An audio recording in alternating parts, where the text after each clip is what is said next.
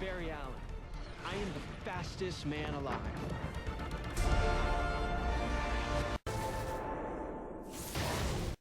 Good evening, everybody. Hope we're having a good week so far. How is everybody doing anyway? So today is Wednesday, the 13th of May, 2015. Tomorrow night, well, tonight later in the US, is the season 3 finale of Arrow, titled My Name is Oliver Queen. Be interested to see how that one pans out. But obviously last night was the second to last episode of the first season of The Flash, titled Rogue Air, and that'll be an interesting airline to emerge, essentially, if the Rogues ever decide to go into business of airlines. Essentially, Rogue Air would be a good business, I think. Can you imagine that? That'd be interesting. But no, this episode was really good. It features Captain Cold, his sister Golden Glider, and along with special guests of one Arrow and Firestorm to help the Flash take on the Reverse Flash. We'll get to that in a moment. Regarding Captain Cold, now why is he in this episode? Well, the gang eventually find out Barry and Joe, Cisco, Caitlin all find out where Eobard Thawne has been hiding. All this time he was hiding in S.T.A.R Labs, directly underneath the particle accelerator. And even when we find out last week, at the back end of last week's episode, I was shocked. I was really shocked that that is where he was hiding all this time. And eventually they also find Eddie Thawne. But we also found that Wells, or Eobard as he is now known, I need to get used to calling him that, by the way, kind of distracted the guys by releasing one of the metahumans that they've got in their makeshift jail that they've created in the particle accelerator. And at the same time, we find that what he's done to the particle accelerator means that the metahumans that are currently serving sentence in the accelerator are likely to get killed from the fallout, or the potential fallout, of the particle accelerator coming back online. We know why Eobard is bringing the particle accelerator back online.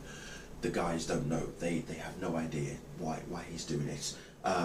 But to ensure the safety of the metahumans, Barry comes up with an interesting plan, which involves Captain Cold.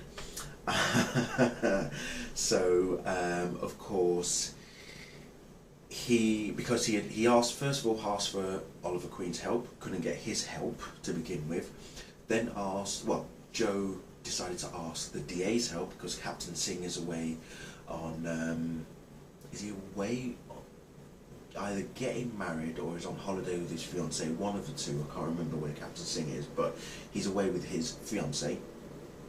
And so when Joe asks for the help of the district attorney for Central City, she flatly refuses because she doesn't want to get involved in this highly dangerous plan that he's got cooked up, which you can understand because he is breaking a lot of rules, he and Barry.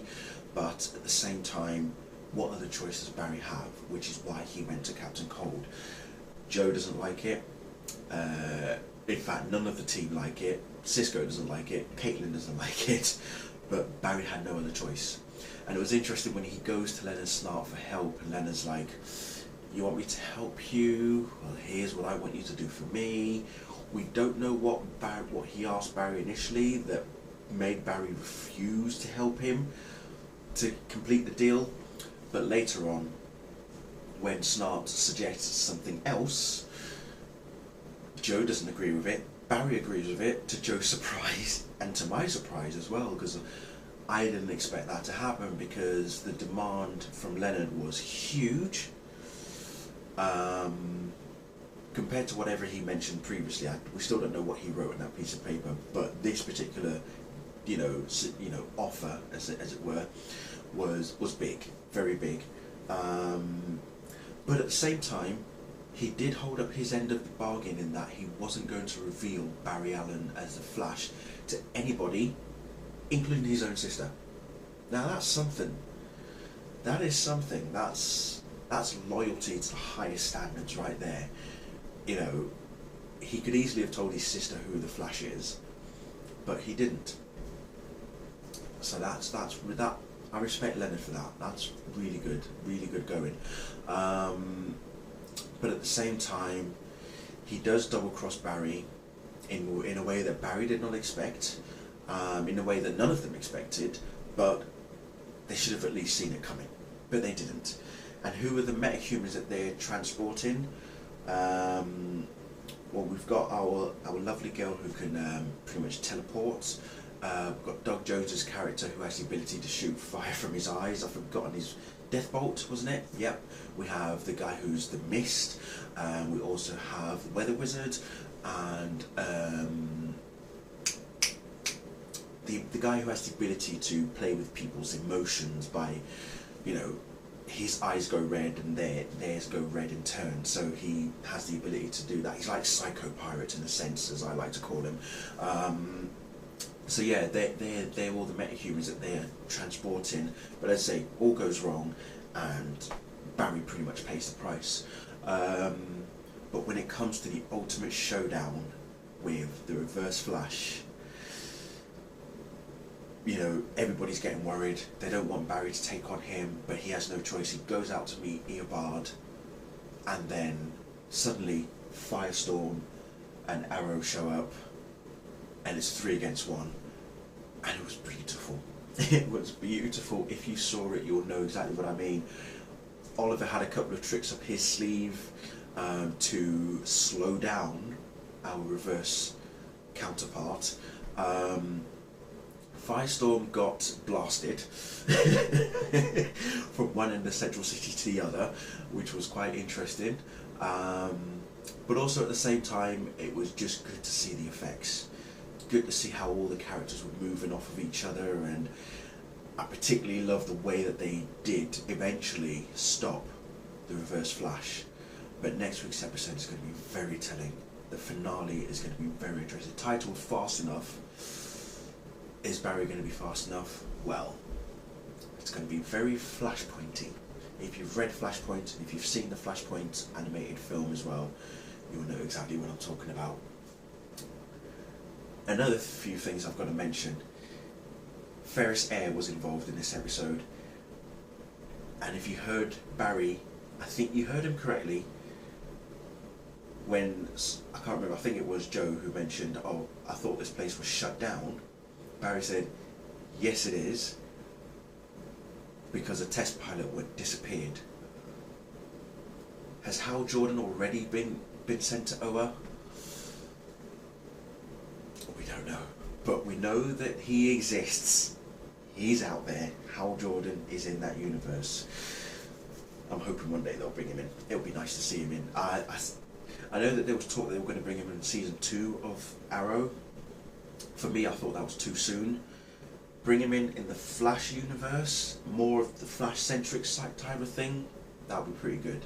And then we can then see Green Arrow, Green Lantern teaming off, and also Flash as well included as well. So who knows? Maybe eventually, maybe even season 2 of the Flash could introduce Green Lantern in a sense. Ferris Air is heavily been involved in both Arrow and the Flash in the past, especially on Arrow, and they could still bring in the Green Lantern in some capacity. So yeah. And also, did you all see Golden Glider trying to entice Cisco again? But he was a man, he was brave, he was big, he fended her off, which was good. Nice of him. Of course, Caitlin was very surprised that they had a thing. So that shocked her immensely. But yeah, really good episode. Can't wait to see what happens next week. Don't forget as well, I have got an announcement to make. during or after my review for Arrow season finale. So look out for that one. Also, if you're all wondering, yes, I have just seen this Supergirl trailer for the Supergirl TV series that has just been released by CBS. We don't have to wait 10 years for a Kryptonian to wear a suit and fly. Not anymore, ladies and gentlemen, because that trailer kicked ass. 6 minutes long, over 6 minutes long, pure brilliance. Pure brilliance. They also do mention Superman to a degree. I'm still not sold on Calista Flockhart as Cat Grant. Still not sold. But I'm sure as the show goes on, when it starts airing in November, and it will be airing, was it 6th of November or something? And it's going to be on the same night, Monday, at the same time, 8 o'clock, as Gotham will be on Fox. So that'll be interesting. But I don't live in the States, so I don't have to compete with each show. I can just watch them the day after. It's fine, don't worry about it. But no, that will be interesting to see how they pair up against each other. Whether or not Supergirl is actually going to last on CBS. The fact that it's going to start airing in November does kind of suggest lesser episodes as well. So who knows, maybe 13 to 16 episodes maximum. But we'll see. But I love the trailer. Please watch the trailer. Let me know what you think. It does look good, and I love the suit. I love the suit. The suit does look so much better now that we've seen it in action. So yeah, let me know what you guys thought as well. But anyway, I'm going to stop there. Hope you enjoyed The Flash. Next week, season finale. Can't wait. If you're watching Arrow later on tonight, please don't spoil it on anything. Twitter, Instagram, whatever. If you do, I'll find you. I will come after you. No, you're joking, I won't. But don't spoil it, please, okay? But anyway, see you all very soon. Bye.